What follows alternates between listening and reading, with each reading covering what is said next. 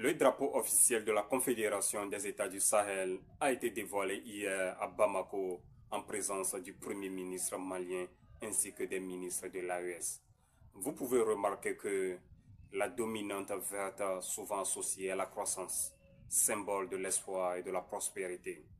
En 2 ans, ces 3 présidents ont créé l'AES, le passeport de l'AES, une armée de l'AES, la confédération de l'AES, le drapeau de l'AES, bientôt une monnaie de l'AES.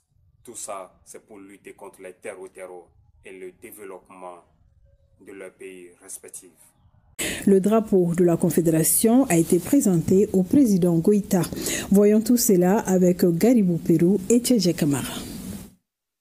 Face au président de la transition, les ministres de la Confédération des États du Sahel sont en charge de la défense, de la sécurité, de la coopération et du développement. Au cours de l'audience, le président Goïta a remis le drapeau de l'AES aux ministres, l'expression de l'unité de notre espace commun en forme rectangulaire avec un fond vert comportant en son centre le logo de l'AES. Ces drapeaux symbolisent à la fois l'espoir et la prospérité, la renaissance et le renouveau. Symbole de notre unité, il flotte désormais aux yeux du monde. Les travaux se sont bien passés. Nous sommes aboutis à de bonnes conclusions que nous sommes venus présenter à son Excellence, le président Assimi Goïta ce matin. Et nous avons reçu aussi des orientations. Et la quintessence des orientations, c'est qu'il faut qu'on aille vite, qu'on soit pratique et pragmatique pour que ça ne soit pas des mots. Il faut que sur le terrain, beaucoup de choses se fassent pour la consolidation de l'espace AES, pour la structuration, la Confédération des États de l'AES, de sorte à garantir l'indépendance, la souveraineté réelle de nos peuples.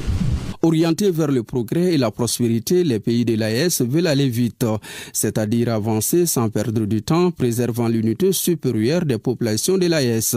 La chose qu'il faut retenir, c'est que nous avons procédé lors de ces travaux à la présentation du nouveau drapeau de l'AES. Un très beau drapeau qui sera mis à la connaissance de tous les peuples de l'AES que nous allons célébrer maximum possible. D'ici les semaines à venir, les mois à venir, c'est de se réunir en commission avec les membres, enfin avec les pays de la CEDEAO pour arriver rapidement à des négociations et tirer des conclusions pour la poursuite de la consolidation de notre espace AES de la Confédération des pays AES et de mettre en pratique beaucoup de mesures pour arriver à des résultats probants.